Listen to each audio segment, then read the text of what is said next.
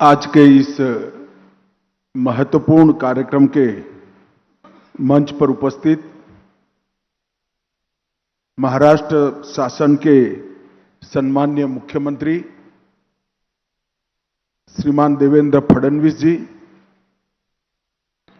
महाराष्ट्र शासन के उप मुख्यमंत्री श्रीमान एकनाथ शिंदे जी, उप मुख्यमंत्री महाराष्ट्र श्रीमान अजित पवार जी, मेरे साथी मंत्री, पुणे के ही जनप्रतिनिधि श्री मुरलीधर मोहोल जी, पुणे के ही जनप्रतिनिधि और महाराष्ट्र सरकार में मंत्री श्रीमान चंद्रकांत दादा पाटिल जी, बहन मेघा कुलकर्णी जी, लेफ्टिनेंट जनरल धीरज सेठ जी, एयर मार्शल श्री भूषण गोखले जी, अनिरुद्ध देशपांडे जी, कुंदन साठे जी, विनय सहस्त्रबुद्धे जी, श्री पुष्कर पेशवा जी, vice admiral Gurucharan Singh ji, Maharashtra Bharatiya Janata party के अध्यक्ष श्रीमान रविंद्र चौहान जी, और आज बाजीराव पेशवा की वीर मूर्ति को प्रस्थापित करते हुए देखने के लिए आए हुए सभी भाइयों बहनों को मेरा नमस्कार। मैं पुणे की धरती पर खड़ा हूं। सबसे पहले जिन्होंने गुलामी की काल रात्रि में एक आशा का किरण जगाया और हिंदवी स्वराज की स्थापना करी, वो महान छत्रपति शिवाजी महाराज को प्रणाम कर कर मैं मेरी बात की शुरुआत करता हूं। पुणे की भूमि एक प्रकार से स्वराज के संस्कार का उद्गम स्थान है। 17वीं शताब्दी में भी यहीं से स्वराज की आलेख तंजावुर से अटक तक, अटक से कटक तक पहुंची, और जब अंग्रेजों के सामने फिर से एक बार स्वराज के लिए जनता को लड़ने का समय आया, तब सबसे पहला सिंह गर्जना तिलक महाराज ने की, स्वराज मेरा जन्मसिद्ध अधिकार है। और वीर सावरकर ने यही महाराष्ट्र की भूमि से एक ऐसा उदाहरण प्रस्तुत किया कि एक व्यक्ति अपने जीवन में अपने देश के लिए कितना कर सकता है, ये उदाहरण प्रस्तुत करने का काम वीर सावरकर ने किया। और मालूम नहीं एनडीए का मूल स्थापना हुआ होगा तब क्या सोचकर यहां बनाया होगा। कहते हैं कि यहां टेम्परेचर और वातावरण बहुत अच्छा था इसलिए बनाया होगा, मगर अंग्रेजों को मालूम नहीं था कि कैसी जगह पे वो नींव डालने जा रहे हैं जो आने वाले एक सदी तक भारत की सुरक्षा का संस्थान बनेगा। वो आज हमारा एनडीए।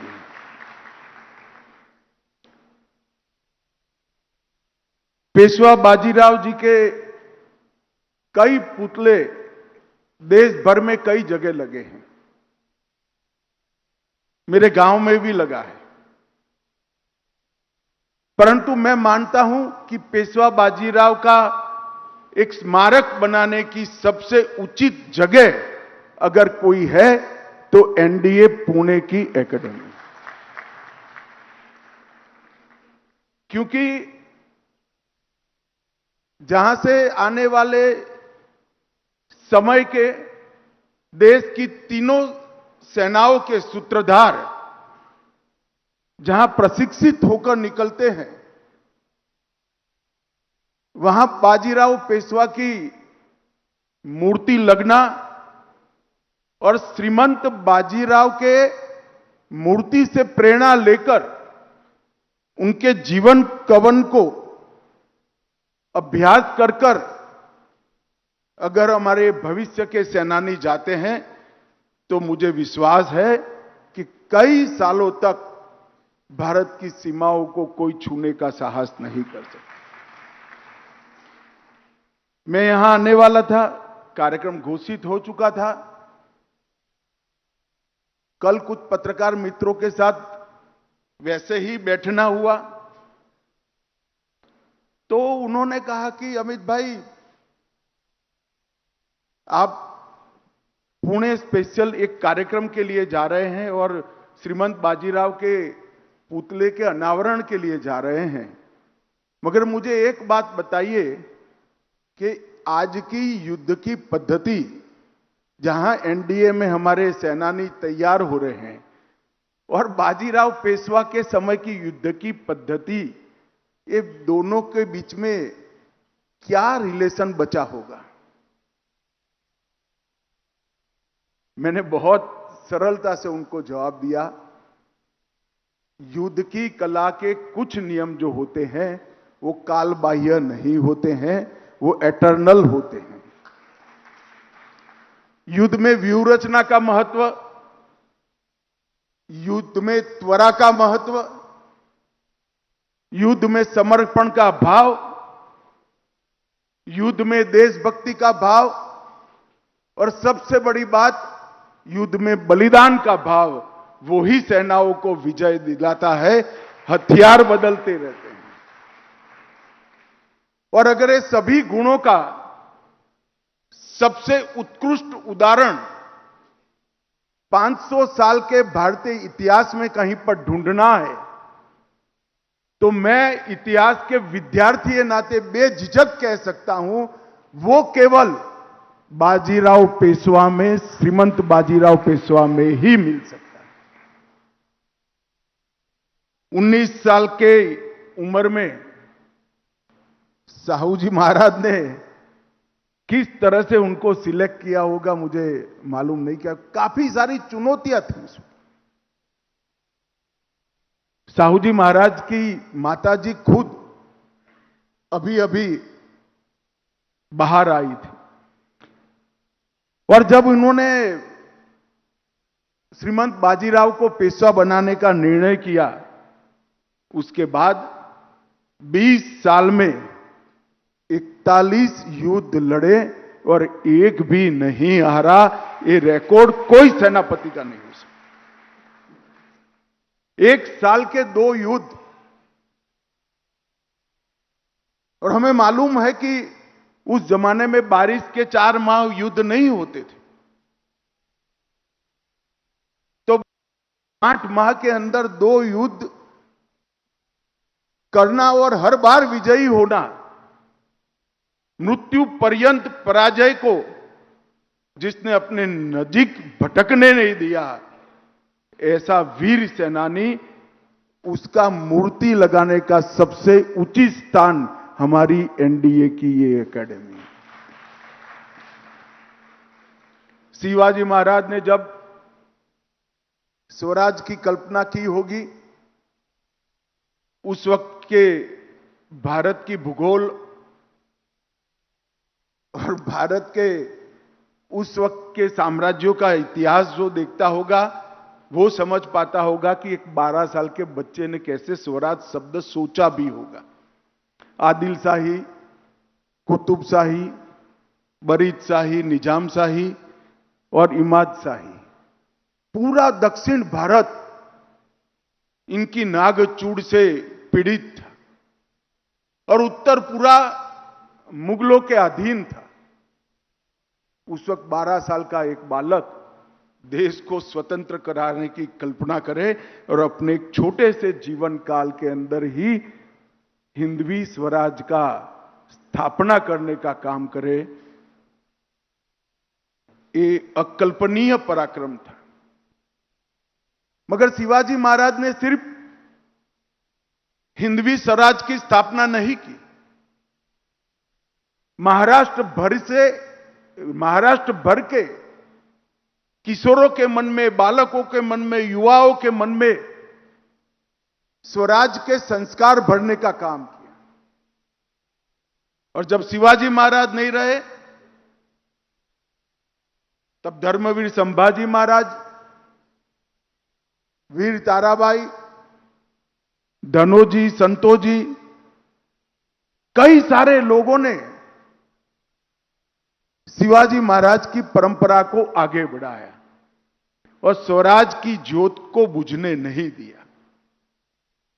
मगर जब साहू जी महाराज मुगलों की कैद से मुक्त होकर आए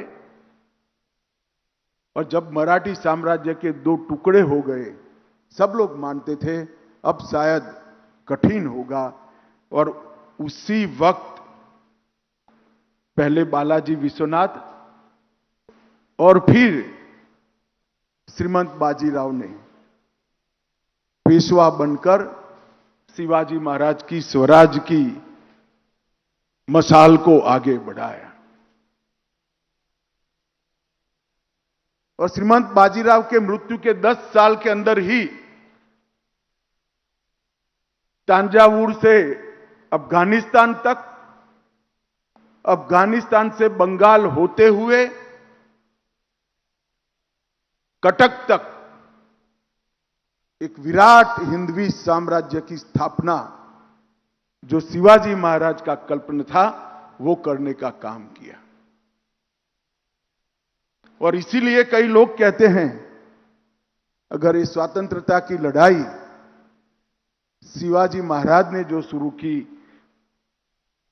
और पेशवाओं ने 100 साल तक चलाई, वो अगर न लड़ी गई होती तो आज भारत का मूल स्वरूप बचा ही न होता।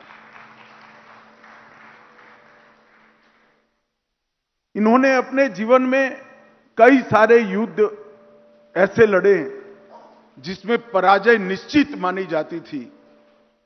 उन्होंने अपनी त्वरा से, अपने रण कौशल से, रणनीति से और वीर साथियों की मदद से बाजीराव पेशवा ने कई हारे हुए युद्धों को जीत में परिवर्तित किया। और पालखेड़ की विजय को अगर कोई ध्यान से पढ़ेगा तो मालूम पड़ेगा कि निजाम के सामने यह विजय अकल्पनीय विजय थी। मगर जरा भी रुके बगैर, जरा भी थके बगैर, हर जगह जहां जहां गुलामी की निशानी थी वो ध्वस्त कर कर स्वतंत्रता का दीप प्रगटाने की शुरुआत श्रीमंत बाजीराव ने की और सफल भी हुए। कई सारे युद्ध कौशल के अभ्यासु देश और विदेश के सेनानियों ने उनके युद्ध कौशल के लिए ढेर सारी बातें करी हैं। मगर सिर्फ युद्ध कौशल की बात नहीं है। जैसा मैंने कहा, बुंदेलखंड तक, गुजरात तक, तंजावुर तक, मध्य प्रदेश तक, ये सारी स्थान से स्वराज की लौ जलाने के बाद वहां पर इंदौर में होलकर, ग्वालियर में सिंधिया, धार में पवार, बड़ौदा में गायकवाड़, गोविंद पंत को बुंदेलखंड में, हर जगह चिमना जी का सहयोग लेकर प्रशासन को भी प्रस्थापित करने का काम किया। और एक लंबे समय तक आजादी की लौ जलती रहे, इस प्रकार का काम उन्होंने किया। और मैं तो कलाकारों का बहुत धन्यवाद करना चाहूंगा कि उन्होंने बाजीराव पेशवा की इस प्रतिमा को अश्वारूढ़ बनाया है।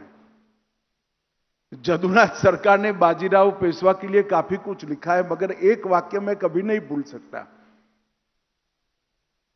उन्होंने कहा, कभी भी किसी व्यक्ति का जन्म घोड़े के साथ नहीं होता, बाजीराव एकमात्र व्यक्ति ऐसा है जिसका जन्म ही घोड़े के साथ हुआ है। पूरा 20 साल का कालखंड उनको घोड़े से नीचे उतरते हुए किसी ने नहीं देखा है। शनिवारवाड़ा का निर्माण, जल प्रबंधन, कई सारी कुरीतियों के खिलाफ लड़ाई और बहुत अच्छे एडमिनिस्ट्रेटर के भी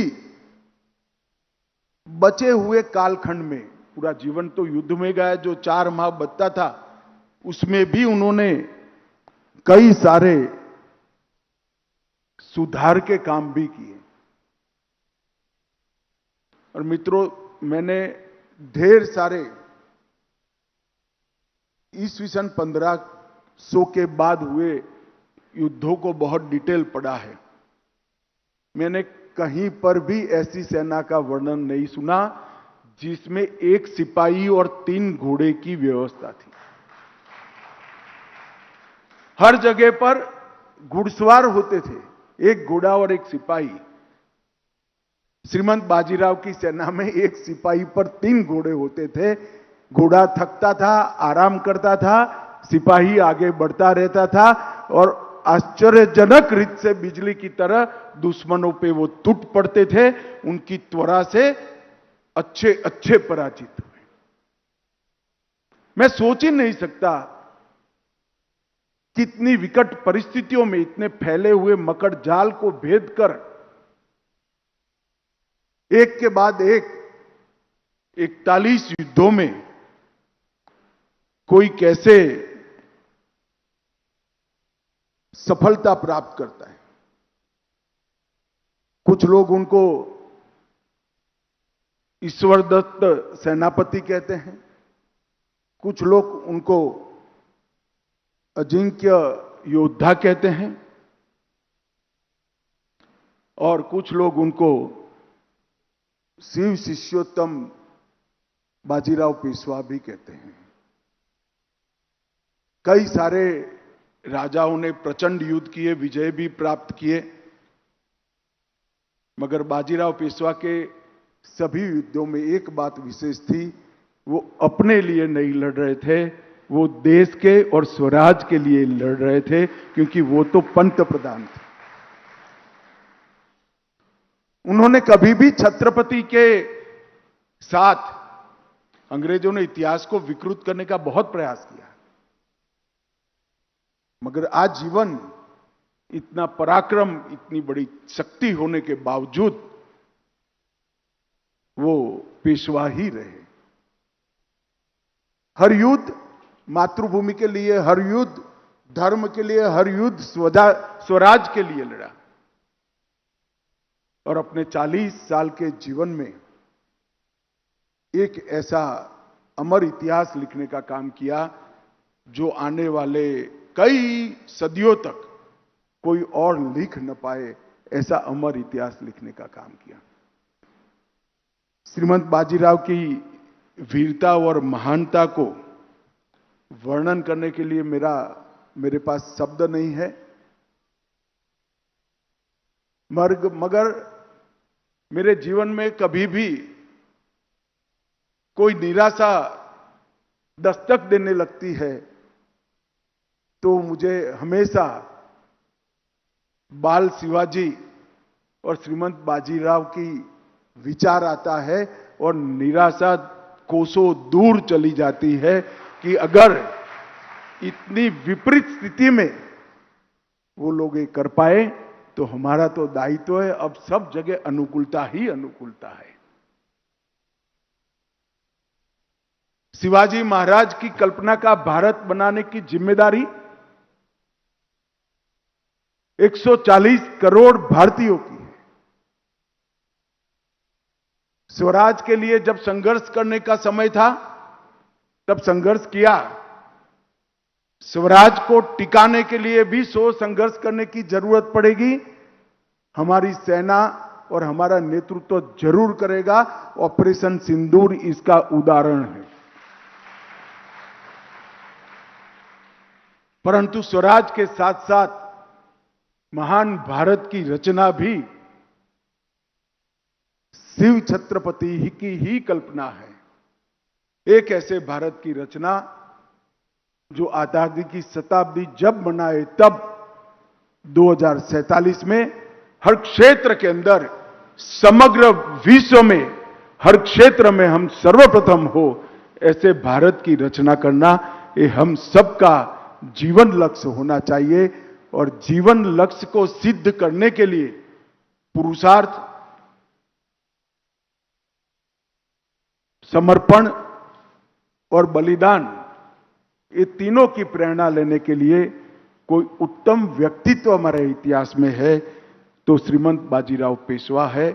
आज मैं हृदयपूर्वक वो सभी लोगों का धन्यवाद करना चाहूंगा जिनको ये विचार आया कि पुणे की ये एकेडमी में श्रीमंत बाजीराव की अश्वारूढ़ प्रतिमा का स्थापना किया जाए। मैं एनडीए को भी हृदय से बहुत बहुत धन्यवाद करना चाहता हूं कि इन्होंने इस बात को स्वीकार किया और आने वाले समय के हमारे सेनापतियों और योद्धाओं को बाजीराव पेशवा के जीवन कवन से प्रेरणा लेकर आगे बढ़ने का मौका दे दिया गया। मैं विनय जी को भी कहना चाहता हूं कि विनय जी, आपने माइक में कहा कि भारत के सभी भाषाओं में ये इतिहास को भावानुवाद कर कर भारत की हर भाषा के बच्चों के लिए उपलब्ध कराना चाहिए। अब आप सुझाव दे रहे हैं, मुझे लगता है सब लोग सुझाव ही देंगे तो होगा क्या। मैं आपकी मदद जरूर करूंगा, आप ही शुरुआत करिए तो ये काम बहुत जल्दी पूरा हो जाएगा। मोदी जी ने विकास भी और विरासत भी, ये सूत्र जो दिया है वो इसीलिए दिया है कि हमारे हजारों साल पुरानी संस्कृति में कई ऐसे व्यक्तित्व हुए हैं जो हजारों साल तक हमें प्रेरणा दे सकते हैं। वो इतिहास को हमारे युवाओं के लिए, हमारे योद्धाओं के लिए उपलब्ध कराना ये बहुत जरूरी है। फिर से एक बार इस मूर्ति की स्थापना के लिए जिन जिन का योगदान रहा है